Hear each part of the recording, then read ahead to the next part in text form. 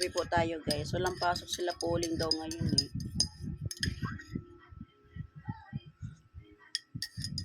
Kaya hindi ko muna siya gigisingin ng maaga.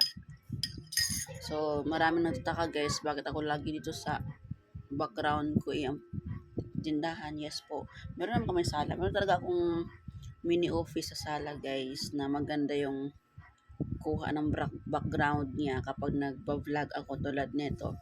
Pero since na ako'y tuwing umaga, tindahan ako lagi guys. Kaya dito ako, kasi kung sa sala ako, hindi ko makikita ang tindahan kung may bibili. Okay? So dito talaga ako. So yung makikita talaga ang background natin ng paninda.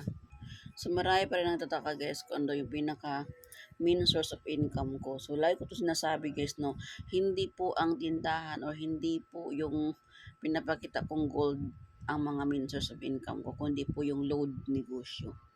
So umaga ngayon, no, wala pa akong pinit sa load. 70 pesos pa lang to guys. Ayan. Sa load ko 70 pesos. Ang tindahan naman wala pa, zero pa. Mas malakas ang benta ko sa load guys, kasi hindi lang ako nagsusupply ng load at pati ako nagtitinda din ng load. Nagsusupply ako ng load nationwide, at the same time nagtitinda din ako ng load kahit saan ako pumunta, kasi dadala ko naman yung cellphone ko. Ito cellphone na gamit ko guys, which is pang vlogging ko. Ito rin po yung cellphone ko na pan-load ko. So, yung mga pinapakita ko sa inyo ng mga gold case, investment ko po yan. Ipon ko po sa load, bumili po ako ng gold. Yeah. Isa po yan sa mga investment ko. Okay. So, huwag kayong magtaka. At ito sa pagpa-vlogging ko guys, wala to. Ano lang to, yung, kumbaga, nagpapa-engage lang ako guys. Gusto ko lang makilala ng mga madla. Kaya ako nag-vlog, kaya ako video. Dati kasi walang ganun eh. Hindi ako nagaganon. Iba na kasi ngayon eh. Once kasi na monetize ka na, pwede ka maka-earn. So, monetize na rin ako guys. So, meron natin tayo konting earnings dyan. O, nakatry na din tayo dyan. Pero hindi ko kayo pinaporsige, or hindi ko kayo in-encourage pagdating dito, kasi hindi naman ito forever. Hindi ko alam kung hanggang kailan tong ating yung content, or hindi ko alam kung kailan ang ating kikitaan ko sa ating Facebook page o Facebook Reels. Okay? So, mas maganda po talaga negosyo.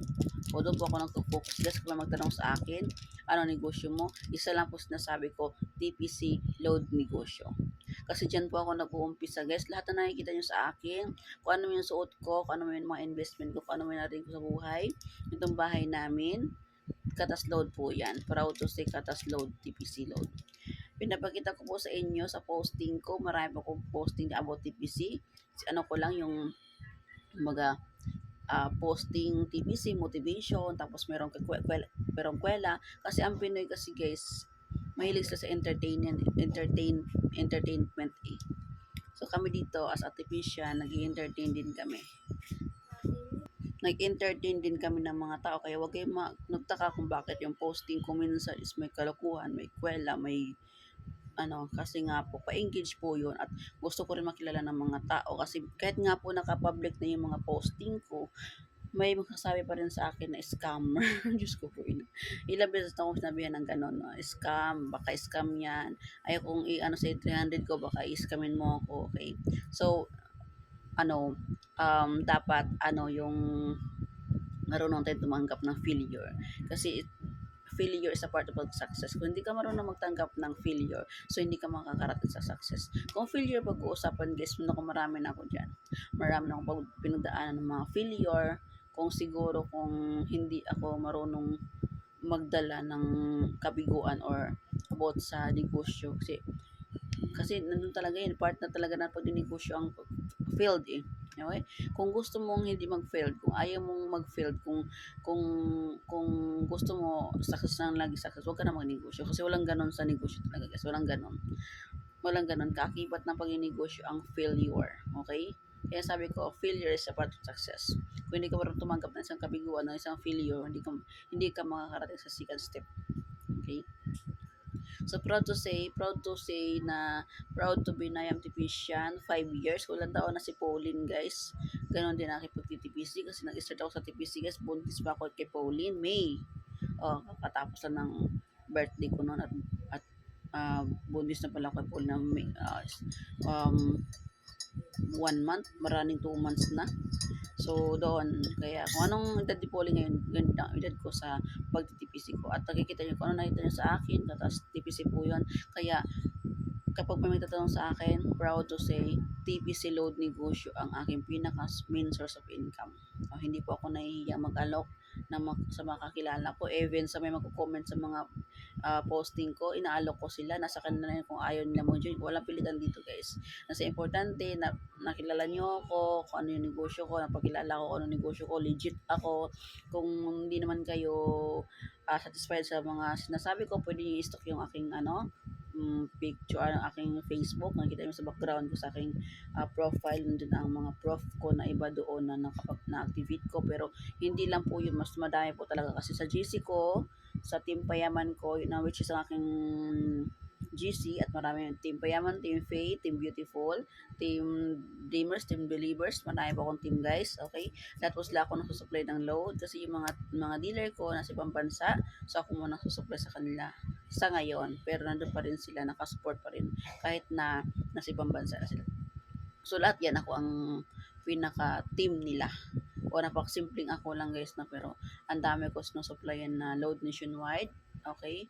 Ako ang susupply. Proud to say na happy ako dyan sa negosyo kong TPC guys kasi sarap sa pakiramdam no na hindi mo kilala yung tao pero tatawagin kang coach, madami kang at marami kang naibigay ng motivation sa kanila. At the same time nakakapagbigay ka ng motivation dun sa mga tao at nakapagbigay ka rin ng ways kung paano sila kumita kahit sa bahay lang. Sarap sa pakiramdam guys dahil sa'yo, dahil sa akin, kumita sila. Ang sarap sa pakiramdam na may mag-chat sa'yo, Coach Liz, ito yung naipon ko, Coach, ito yung ipopost, mag-post, nakatag ka, nandun ang pangalan mo. Ang sarap sa pakiramdam guys. Sana lahat ng team ko, kung ano mo yung na-achieve nyo sa pagiging load negosyo nyo, kung ano mo nabili nyo, kahit makabili pa kayo ng chinelas, kahit makabili pa kayo ng biscuit, makabili kayo ng notebook, makabili kayo ng kung ano-ano, dapat maging proud tayo. Dapat meron kayong posting dyan, Katas TPC load, Katas load. Huwag kayong mahiya. Even na makabili ka ng ganito, gamit na gamit natin to, ayan, diba, diba, ganyan. Ako nakabili ako ng itong speaker ko na malit na may mic. Proud to stay Katas TPC load. Ang lahat ng mga nakikita nyo sa akin, guys, mga binibili ko online, Katas TPC load. Kasi alam ko bakit. Yung kita ni Mr. Totoo lang ha. Ito reveal tayo ha. Hindi ko sana dapat sabihin to pero marami kasi nagsasabi sa akin guys na bilid ako ng bili ng mga gamit na kawawa daw yung Mr. ko. Sa totoo lang no, totoo lang, real talk ha. Matagal na kami ni Mr. 11 years na kaming kasal pero never akong nanghingi sa kanya ng pangluho ko. Okay? Kasi sariling sikap ko yun. Lahat na nakikita niya sa akin, mga suot ko, mga alahas ko, mga gamit ko, mga dress ko, mga akin lahat yan. Pinagsikapan ko po yun, pinaghirapan ko po yun, pinag-ipunan ko po yun sa load para makabili po ako. At yung kita naman ni Mr. sa amin lang po yan, everyday namin gastos, okay? Hindi po ako nanghingi sa kanya. Kaya itanong mo yan sa Mr. ko, personal, magsasabi po yan, hindi sa kanya yan, even to mga negosyo namin, okay? Yes, mga negosyo namin, even yung aking Blissy e-bike, hindi niya alam na bibili ako on the spot. Nagulat nga siya. Kasi hindi niya alam na mayroon akong ipon. Nagulat siya the time na sabi ko, tara balikan natin yun kasi bibilhin ko yun. Sigurado ka? Bibili ka? Oo nga, sigurado ako. Nagulat siya kasi nga po, ako yung tipo ng asawa na akala nyo gastador kasi nakikita nyo ng aurahan ko pag naalis. Grabe makasuot ng mga ganito, mga alahas, no, mga gold pa. Tapos dawi ay dress, dawi ay sa akong pananamit, no, I dress well. Pero lahat ng yun, sarili ko yun. Hindi niya alam naman talaga in the first place na kuripot ako eh. Okay. Kaya nagulat siya noong time na sabi ko mag-open ako ng tindahan, bibili ako ng ganito, investment, bili ako ng ganito, ganyan. Bibilhin ko yon ganyan. So, sa lahat ng mga, ang pinaka-the best lang sa partner ko is napaka-supportive niya. Even sa gala, guys, kunya, mga tropa ko dyan ha, mga pinupunta pinupuntahan ko dyan, kung saan man ako nakakarating, thank you, at welcome ako sa inyo, kahit anytime pumunta ako sa inyo, welcome na welcome ako, at hinahatid niyo pa ako talaga dito sa amin, sa Maynila, hinahatid ako guys, at minsan naman sa Bukana, hinahatid nila ako sa mga kakilala ko, tropa ko, kapag ako pinagala, okay lang kay mister. Kagandahan ko kay mister, no, pinaka-the best ko kay mister is, yung tiwala namin, hindi siya nandun ang selos guys, pero iba yung selos niya eh. Iba yung selos na away dito, away doon, hindi. Pero hindi iba ang pag-uusapan natin kasi para relasyon ang pinag-uusapan natin. Balik tayo sa pagninegosyo. So yun nga po, no, pinaka-main source of income ko is yung TPC load negosyo. So sa mga nakakakita man ng aking video doon sa nakapin po yon sa aking Facebook, makikita niyo po yon. Yan po ang aking load. Nakapin po talaga yun. Bakit nakapin? Kasi proud to say na I am Tipician at yun po ang pinaka-source of income ko. Okay. Hindi ko po pinapakita lahat ng income ko kasi ayaw ko pong sabihin ng mga tao na nagmamayabang kasi ng mga Pinoy eh. Kunting achievement mo lang, kunting post mo lang, nakabili ka lang ng gold, gito ganyan, kahit mamurahin lang at 8,000 lang yan, sasabihin na sa yung yabang naman ito, kailangan pa ma-post yan. Yun ang mindset ng Pinoy kasi guys, hindi natin mabiblame kasi yun nga, yung mindset ng Pinoy. Hello, Pinoy tayo eh.